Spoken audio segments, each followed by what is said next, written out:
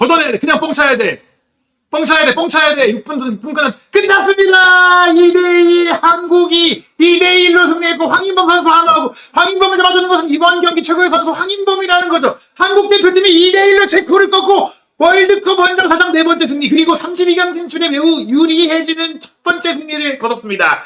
멕시코가 남아공에 2대0으로 이겼기 때문에 골득실 차로 인해 우리 대표팀이 현재 A조 2위지만 난적이라고 할 수 있는 체코를 꺾었기 때문에 최약체 남아공전을 마지막 경기에 남겨두고 있기 때문에 우리가 승리를 거두면서 32강이 유력해진 상황이 됐고요.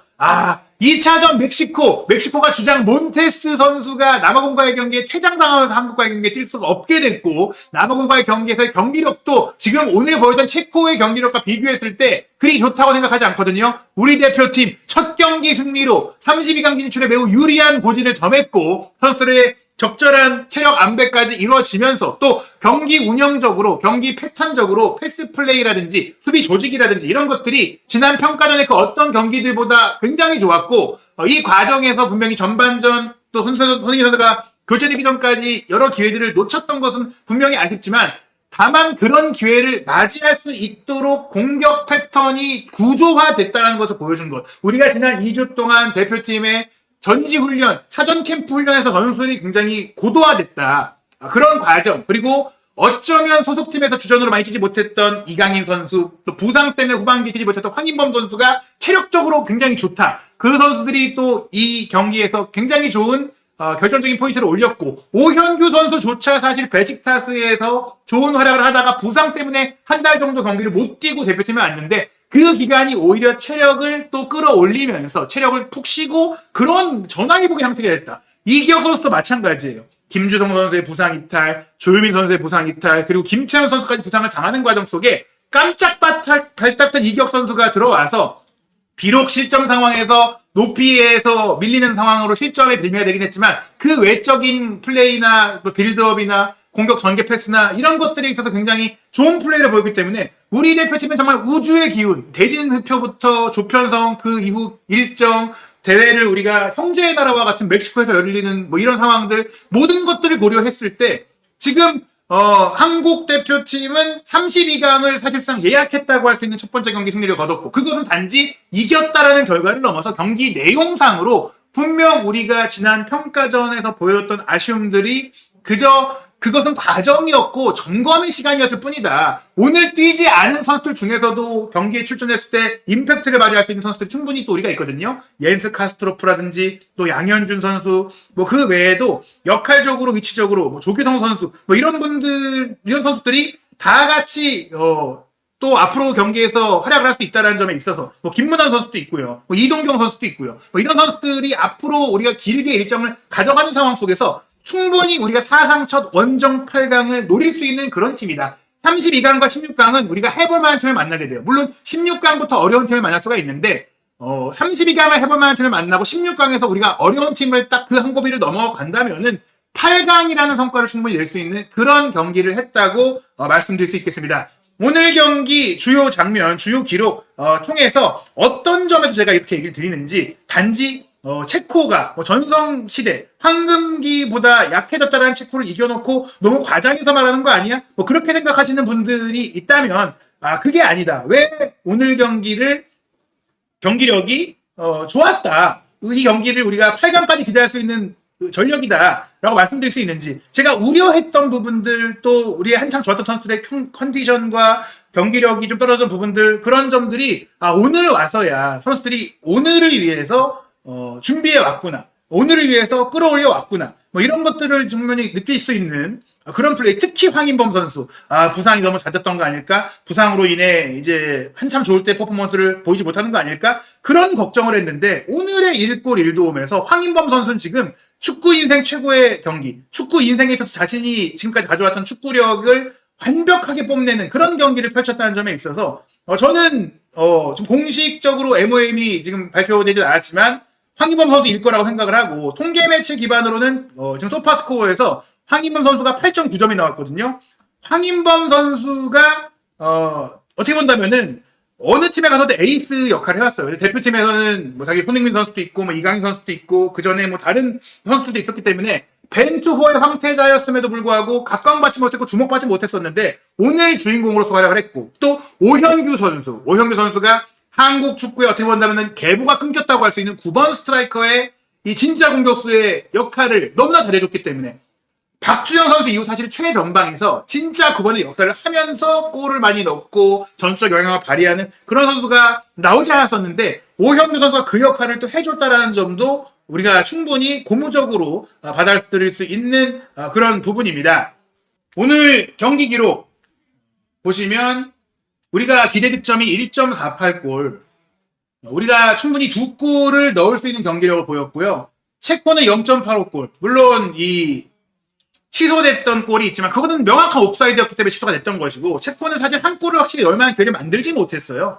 우리가 62%의 볼 점유율을 가져가면서 6대4 정도로 확실히 앞선 경기를 했고, 빅찬스 차이 보세요. 빅찬스 차이가 4대1이었어요. 사실 손흥민 선수가 전성기에 보여줬던 그런 결정력을 보였다면 우리가 솔직히 4대1로도 이길 수 있는 그런 경기였습니다. 우리의 슈팅이 15개, 체코가 8개로 우리가 2배가량 많은 슈팅을 때렸고요. 후반전에는 부족했던 유효 슈팅도 많이 나오면서 6대4로 유효 슈팅도 당연히 앞섰습니다. 체코가 효율성 있는 경기를 했지만 우리가 지배적이고 주도적인 경기를 했고, 그리고 우리가 유효 슈팅이 6개였다고 하더라도 꼭 슈팅이 다 빗나간 건 아니었어요. 손흥민 선수의 슈팅이 빗나갔던 것도 있지만 블로킹에 막혔던, 상대의 6탄 방어에 막혔던 슈팅도 있었던 것입니다. 오늘 우리의 전술의 쟁점은 손흥민 선수가 전반전에는 원톱을 쫓고 60분 이후에 교체가 되면서 그 다음에 오현규 선수가 들어와서 이 자리를 맡았고요. 또 손흥민 선수와 함께 곁에서 이재성 선수도 굉장히 축구도사로서의 역할을 하면서 많은 기회를 공급을 했는데, 후반전에는 황희찬 선수가 들어와서 전반전에는 공을 좀 섬세하게 연결할 수 있는 선수들이 뛰었고, 후반전에는 조금 더 상대가 체력이 떨어졌을 때 습격할 수 있고 달려들 수 있는 선수들을 투입을 했습니다. 그리고 이강인 선수가 이날 경기 내내 사실 매우 축구적으로 뛰어난 8번 미드필드 역할을 함께 해주면서 오른쪽 윙어로 뛰었지만 미드필드 역할을 또 함께 해주면서 좋은 기회를 창출을 했고요. 이 과정에서 또 황인범 선수, 그동안 너무 미드필드에서 공격 기회가 많이 없었던 황인범 선수가 오늘은 본인이 1골 1도움을 기록하면서 대표팀 선수로서 뛴 이래 본인의 공격 능력과 창의성과 해결 능력을 그 어느 때보다 유감없이 발휘했다. 그리고 잘 보이지 않았다고 하더라도 백승호 선수가 이 과정에서 뒤를 받쳐주는 후방 미드필드로서 역할을 굉장히 잘해줬다. 서령호 선수의 오른쪽 사이드 공격은 비록 아쉬웠다라고 하지만 이채석 선수의 공격 연결도 조금 아쉬웠지만 수비 밸런스를 생각하면서 기용이 됐다라고 생각이 되고요. 이기혁, 김민재, 이한범 중에서 김민재 선수가 항상 잘하는 건 말할 것도 없고, 이한범 선수가 생각보다 굉장히 견고한 플레이를 했다는 거, 이기혁 선수는 실점 상황에서 한 번에 좀 아쉬운 플레이가 있긴 했지만 그래도 전반적으로 부족한 경험을 생각했을 때 본인이 갖고 있는 능력을 어느 정도 보여줬다고 생각을 합니다. 그리고 김승규 선수 2번의 결정적인 선방이 있었어요. 체코의 결정적인 기회를 김승규 선수의 선방이 아니었다면 우리가 또 골을 내주면서 질 수도 있는 상황이었는데, 그 경기를 이길 수 있게 하는 과정에서는 이강인, 황인범, 김승규, 김민재 정말 많은 선수들의 영향력이 있었고, 또 전반전 많은 기회를 창출했던 손흥민, 이재성 선수는 비록 공격 포인트를 서로 만들지는 못했지만 앞으로 충분히 또 다음 경기, 다다음 경기에서 골이라는 결실을 맺을 수 있는 그런 상황이 충분히 나올 수 있다고 생각이 되고요. 교체 카드부터 미더준 선수부터 모든 면에 있어서 오늘 홍명보 감독은 경기를 잘 운영했다고 저는 말씀드리고 싶습니다. 체코 같은 경우에는 패트릭 시크가 원톱으로 뛰었는데 뭐 한 게 없어요. 아무것도 보여준 게 없어. 묶었다. 프로보트 뭐 하셨는지 기억나나요? 슐츠 뭐 하셨는지 기억나나요? 셋 다 뭐 한 게 없어요. 수책도 옵사이드 판정된 골 넣었던 거 취소된 거 말고 기억나는 거 있으신가요? 없습니다. 크레이치도 사실 그 헤딩골 잘 뛰어가서 넣은 거 말고는 수비적으로 이 선수가 뭐 잘한 게 있느냐, 인상적인 플레이를 한 체코 선수가 기억나시는 선수가 있느냐 생각을 할 수 있고요. 실시간 공격 위협도 그래프 보실 때 체코의 공격은 체코가 선제골을 넣었을 때 딱 한 번 올라갔고 그 뒤로는 거의 위협적이지 못했어요. 심지어 그 뒤 우리가 동점골, 역전골 넣는 동안 완전 공격을 장악을 했고, 그 이후에 총공세를 펼쳤던 체코의 공격 전혀 우리에게 위협을 주지 못했습니다. 경기 내내 우리의 위협이 높았던, 우리가 확실히 이길만 했던 경기였고요. 그리고 요 주요 장면들을 보시면 우리의 플레이 자체가 굉장히 체계적이고 구조화되어 있다는 걸 여러분들이 아실 수 있어요. 이게 선수들이 알아서 했다, 해줄 축구였다? 아니요. 우리가 충분히 사전 캠프 훈련 동안 전술적으로 다듬어서 나온 그런 플레이였습니다. 이 장면 보시면 이 황인범과 이강인, 요 중앙에서 이강인 선수가 미드필드 역할을 했다는 걸 명확하게 알 수 있는데, 황인범이 밀어준 공 이강인 선수가 뒤로 끌고 나오면서 수비가 오히려 자신 쪽으로 쏠리게 만들어놓고 뒷공간을 만들어줬죠. 이 뒷공간을 만들어줄 때 이재성, 손흥민이 투톱처럼 움직이면서 이재성이 빠져들어가고 손흥민이 뒤로 빠지는 움직임을 통해서 상대 수비를 현혹했고요. 여기서 이재성이 수비를 등진 채 공을 잡고 빼주고 손흥민 선수의 슈팅이 나왔는데 수비벽을 막고 육탄방어에 막혀서 무산이 됐잖아요. 이런 구조, 황인범, 이강인, 이재성, 손흥민, 이 연결되는 게 선수들이 그냥 자기들끼리 알아서 준비한다? 그런 거 아니거든요. 팀플레이 빌드업 과정에 준비가 있었던 거거든요. 요 장면에서도 사이드에서 우리가 공 빼주고 크로스에서 길게 넘어왔을 때 공격 가담하여 있었던 이한범 선수의 헤딩 슈팅이 나왔잖아요. 크로스를 통한 공격, 세트피스를 통한 공격, 이것도 다 약속이 있었다라는 거. 그리고 이 장면, 이강인 선수가 중앙에서 공을 이제 혼자 몰고 들어갈 때 투톱인 이재성, 손흥민이 수비를 묶어두고 있자 이쪽으로 분명히 패스가 올 거라고 생각한 체코 선수들이 이강인 선수를 압박하러 가지 않자 이강인 선수가 그냥 슈팅 때린 것도 골키퍼가 막아내는 정말 날카로운 슈팅이 됐어요. 이렇게 우리의 쓰리톱이 오히려 손흥민 선수가 항상 앞에만 있는 게 아니라 내려오기도 하고 이재성 선수가 때로는 올라가기도 하고 이강인 선수가 공미 자리로 이동하는데 오른쪽에만 그동안 한정돼서 뒤로 내려오는 플레이를 했다면 왼쪽까지 가는 활동 범위를 넘기는 플레이를 통해서 우리의 쓰리톱의 동선 배분도 훨씬 더 잘 이루어졌다. 이런 것들이 우리 대표팀이 지난 기간 동안 마련했던 것이고 숨겨왔던 거예요. 코너킥 세트피스도 이강인 선수가 짧게 해주고 다시 받고 다시 밀어줬을 때 뭉쳐있는 선수들이 아니라 뒤에 있던 손흥민 선수가 달려들어와서 슈팅 가져가려고 했는데 살짝 미끄러지면서 닿지 못했잖아요. 제대로 못 닿았던 장면들. 이런 것들은 우리가 충분히 전략적으로 상대를 공략했던 것이다. 준비된 플레이로 공략을 했다는 것이죠. 이 장면 같은 경우는 아쉬웠던 장면이에요. 이기혁 선수가 공을 잡았어야 하는 장면, 뒤에서 공을 연결하는 장면이었는데 공을 살짝 빠뜨리면서 위기를 초래했었죠. 근데 이 위기를 초래한 장면에서 김민재 선수가 나폴리에서도 그렇고 또 바이에른 뮌헨에서도 그렇고 이렇게 컵백 들어올 때 상대 수비 앞에서 힘으로 잘라내는 장면들 이런 것도 김민재가 잘해줬잖아요. 김민재 선수도 이런 위기를 또 막아줬고 라인 컨트롤 해줬고 헤딩 잘라줬고 자기가 잘하는 거 잘해줬어요. 우리 선수들이 개별적으로 개인이 잘할 수 있는 플레이를 잘할 수 있게 만들었기 때문에 오늘의 승리에 대해서 아무리 그 과정에 많은 분들이 불신했고 굉장히 불공정하다, 뭐 여러 가지 많은 논란이 있었지만, 오늘만큼은 홍명보 감독 및 포르투갈 코치진, 또 한국인 코치진, 아로도 코치나 마이야 코치, 그리고 김진규 코치, 김동진 코치, 뭐 이런 코치진도 굉장히 칭찬받아야 된다. 정말 열심히 준비했다. 뭐 이재용 피지컬 코치, 그 많은 분들이 하나의 그 마음으로 똘똘 뭉쳐서 체력적으로나 전술적으로나 또 많은 면에서 잘 준비를 했다는 걸 볼 수 있는 거예요.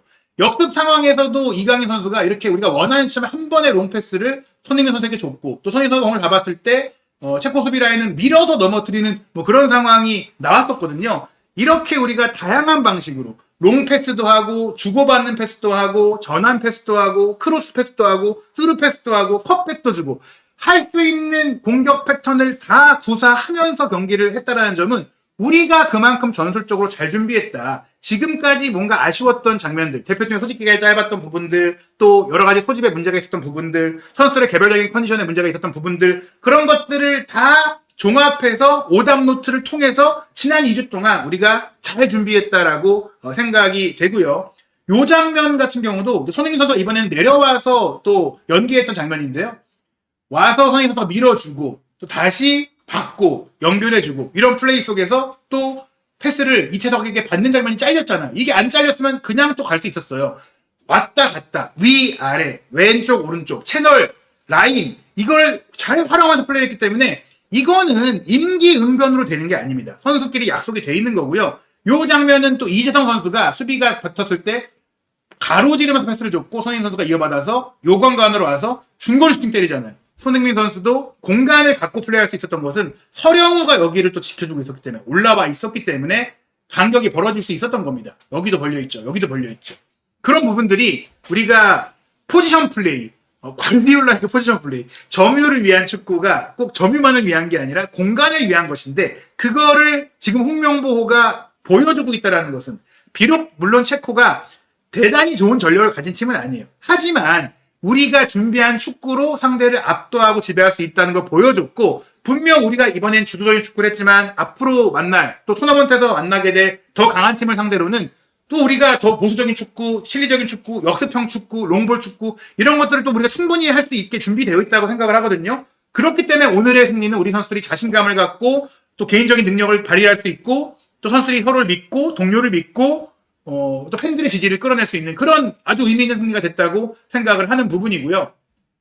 요 장면 같은 경우도 앞으로 치고 올라오면서 김민재 선수가 수비적으로 뛰는 게 아니라 공격적으로 체코의 공을 잘라내면서 연결을 했고 황인범 선수가 바로 손흥민 선수에게 이쪽으로 연결해주고 손흥민 선수가 일로 가면서 공간을 확보해서 왼발 슈팅까지 때린 게 아쉽게 빗나갔어요. 전성기 정말 몸 상태가 좋을 때 손흥민 선수였다면 이게 감겨 들어갔을 텐데 아쉽게 옆으로 빗나갔던 장면이고요.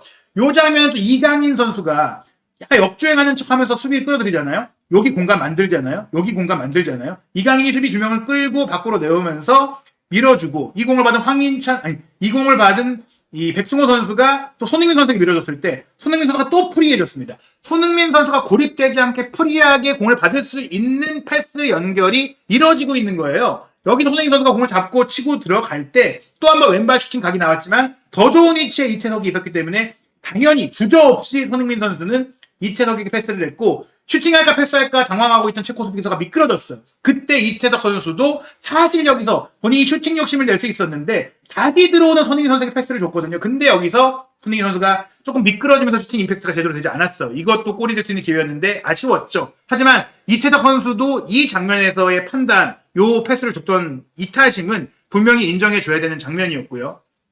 또 이런 과정 속에 후반전에도 우리가 계속해서 공격을 시작해서 때렸고 특히 황인범 선수가 평가전 때부터 이 고지대 상황에 본인이 슈팅력을 좀 발휘하고 싶었던 면들이 있었는데 여기서 이강인 선수가 밀어준 패스 황인범이 받아서 슈팅 때린 거 골키퍼가 막았잖아요. 막았을 때 이재성이 쫓아갔죠. 쫓아갔는데 아쉽게도 이 재차 슈팅이 걸렸어요. 골키퍼의 키를 넘겼으면 했는데 아쉬운 장면이었고 또 요 장면에서는 백승호 선수가 이재성에게 줬을 때 이재성 선수가 또 논스톱으로 탁 밀어줬어요. 그때 손흥민 선수가 잘 들어가죠. 옵사이드 트랩 안 걸리게 잘 들어갔죠. 이재성의 패스 타이밍이 기가 막혔기 때문에 이거는 사실 골이 됐어야 하는 장면인데 손흥민 선수가 코바르시의 키를 넘기려고 했으나 이게 가슴팍에 막히면서 이건 정말 좀 손흥민 선수가 빅찬스 미스를 했다라고 볼 수 있는 좀 아쉬운 장면이었습니다. 그러한 과정 속에 불운했던 우리의 현재 실점 초우팔에 롱스로이 들어왔을 때 뒤에 있던 크레이치가 달려 들어와서 헤딩을 할 때 점프 뛰었던 이기혁이 높이가 안 돼서 빠뜨렸고 이 헤딩을 그냥 허무하게 먹으면서 우리가 0대1로 끌려가게 됐는데요. 다행인 것은 끌려가게 된 상태에서 우리가 빠르게 조금 교체도 하고 대응을 하면서 동점골을 넣었다라는 겁니다. 이 장면은 서령호 선수가 올린 크로스 패스를 헤딩 슈팅으로 이재성 선수가 돌려넣었던 장면이 좀 힘이 없었어요. 그러자 우리가 이재성 선수가 많이 지쳤던 것을 확인한 홍명보 감독이 황희찬 선수를 투입을 했습니다. 그리고 이것에 맞춰서 체코는 조금은 본인들이 더 내려서서 역습하겠다라는 의미에서 공격적인 그 미드필드 중에 영향력이 없었던 슐츠를 빼고 흘로잭을 넣었어요. 슐츠가 영향력이 없었는데 흘로잭은 온더볼 플레이가 되거든요. 그리고 시크도 침묵했는데 199cm의 장신인 호리를 투입을 했습니다. 그리고 프로보트, 왼발잡이 플레이메이커인 프로보트를 빼고 중앙 수비형 미드필드인 사딜렉을 투입을 하면서 잠그고 역습하겠다. 더 높이를 잘 활용하겠다. 흘로잭을 통해 한두 명만 가지고 공격 숫자를 줄이고도 골을 넣겠다. 이런 형태의 교체를 하면서 우리가 굉장히 어려운 상황이 될 수가 있었는데 여기서 이강인, 황인범, 우리 한국 축구의 두 천재 미드필드가 미친 골을 합작합니다. 여기서 이강인 선수가 공을 잡자마자 상대 수책의 압박이 들어올 때 그 압박을 피해서 로빙 패스를 주는데 공격 라인이 아닌 황인범 선수가 치고 들어가서 예상하지 못했죠. 보통 우리 공격 라인이 들어가는데 황인범 선수가 여기서 프리에 있었기 때문에 뛰어 들어갔어요. 그리고 이 공을 잡았을 때 왼발로 슈팅 안 하고 슈팅하는 척하면서 접으면서 골키퍼도 무너졌고 수비수도 무너졌습니다. 그 다음에 로빙 슈팅을 기가 막히게 올렸어요. 이걸 구석으로 찔러 넣었습니다. 그러면서 크레이치가 쫓아갔지만 이 공이 빠르지 않았음에도 이미 물리력에 의해서 이길 수 없는 시간과 공간이 멈추게 했던 미친 로빙 슈팅으로 우리가 1대1 동점골을 넣었습니다. 동점골 넣고 나서 홍명보 감독이 승부수를 띄우는데요. 전반부터 또 60분 넘어서까지 열심히 뛰었고 기회를 많이 창출했던 손흥민 선수가 좀 지쳐 보였다는 생각 속에 쌩쌩하고 힘 좋고 부딪히고 무엇보다 과감한 슈팅력이 장점인 오현규를 투입하고 손흥민 선수를 뺐고 또 앞에서 이재성 선수를 뺐던 상황과 맞물려서 또 윙백 자리에 이재성 선수를 빼고 또 엄지성 선수를 투입하면서 공격을 굉장히 강화를 했어요. 그런 상황 속에서 또 한 번의 좋은 플레이, 바로 백승호 선수가 기가 막힌 로빙 패스를 들어주게 됩니다. 오른쪽에서 준 패스를 논스톱으로, 이게 우리가 그 트리니다드 토바고와의 경기에서 김문환 컵백 손흥민 득점이 나올 때와 굉장히 흡사했어요. 넘겨주고 황인범이 또 뛰어 들어갑니다. 이게 중요해요. 지금까지 다른 선수들이 내려오면서 수비의 시선을 끌어놨다면 이 공격수들이 아닌 미드필더인 황인범이 3자 움직임으로 허를 찔렀다는 거예요. 황인범이 들어가서 또 우리가 높이 주면 오히려 체코가 머리로 끊어내기 좋은데, 키 큰 체코 선수들은 오히려 무릎 밑으로 오는 공을 자르기가 순발력적으로 어렵거든요. 다리도 길고. 무릎 밑으로 딱 주고 오형규가 밀어넣으면서 2대1 역전골. 이게, 이 플레이가 다시 한번 말씀드리지만 우리 대표팀이 연습 경기 또 친선 경기 그 외에 훈련 중에 가장 많이 연습한 거예요. 논스톱으로 찔러주고 컵백 주고 골. 준비한 플레이, 훈련장에서 만들었던 플레이가 골이 될 때 선수가 가장 기분이 좋고 가장 자신감이 올라가거든요. 이런 골이 나왔다라는 겁니다.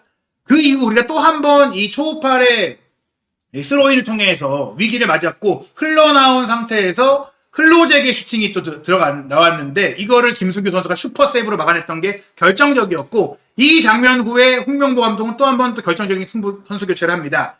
황인범을 빼고 김진규, 백승호를 빼고 박진섭을 투입을 하면서, 박진섭은 사실상 센터백으로 뛰는 선수다 보니까 내려가서 총공세, 거의 식스백으로 수비를 한 겁니다. 그런 과정 속에서도 엄지성의 패스, 황희찬의 돌파를 통해 우리가 오히려 3대1로 추가골을 넣을 수 있는 기회까지 왔었어요. 하지만 황희찬 선수의 1차 접기 안 속았고 2차 접기도 안 속으면서 결국 슈팅이 제대로 이루어지지 못했고, 그런 상황 속에서 물론 총공세를 펼친 체코는 동점골을 끝까지 노렸어요. 하지만 그런 상황 속에서 나왔던 마지막 체코의 슈팅까지도 분명 김승규 선수가 한쪽에 치우쳐져 있었는데 컵백 주고 슈팅 오는 순간 몸을 쭉 뻗어서 막아냈습니다.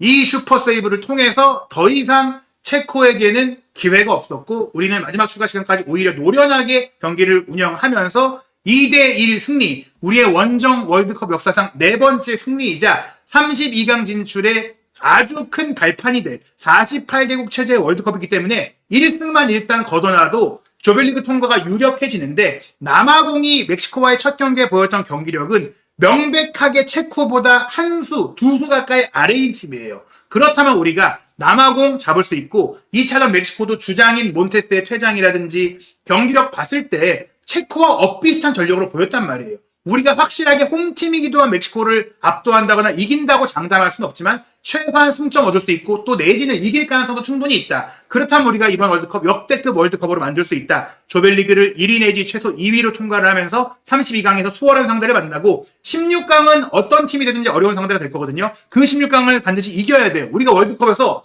꼭 쉬운 팀만 만나가지고 높이 올라가는 게 중요한 게 아니에요. 어떤 강팀을 만났을 때 이겨서 역사를 만드느냐, 그게 중요한데, 우리가 16강에서 만날 강팀을 이겨서 8강에 올라간다면 그것은 한국 축구가 2002년 한일 월드컵 이후 만지하게 될 최고의 성과가 될 거라고 말씀드릴 수 있겠습니다. 한준TV는 2026 FIFA 월드컵 앞으로 이어지는 매일 펼쳐질 경기들 최소한 한 경기, 많게는 2-3경기 입중계 준비하고 있고요. 또 한국 대표팀의 이 역사적인 승리, 원정 경기 승리, 멕시코 현지 언론 및 세계 언론은 어떻게 평가하고 반응했는지, 또 한국 선수들의 평점 평가는 어떤지 앞으로 한준TV가 빠르게 쏟아질 현장 소식들 바로바로 영상으로 만들어 소개해드리도록 하겠습니다. 6월 13일 토요일에는 새벽 4시 우리가 32강을 2위로 올라가면 B조팀을 만나게 되거든요. B조인 캐나다와 보스니아의 첫 경기 새벽 4시에 입중계하고, 또 다른 개최국이죠.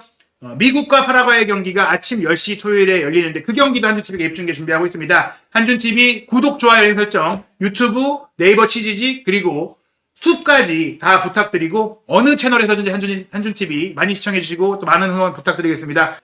이어질 외신 반응과 현장 비하인드 스토리, 또 현지에서 선수들이 어떤 이야기를 나눴는지, 또 체코 언론은 뭐라고 했는지, 멕시코 언론은 또 뭐라고 했는지, 여러분들이 궁금해하는 소식들 녹화 영상, 분석 영상으로 올려드릴 테니까요. 한준TV에 이어지는 영상들도 정주행 부탁드립니다. 감사합니다.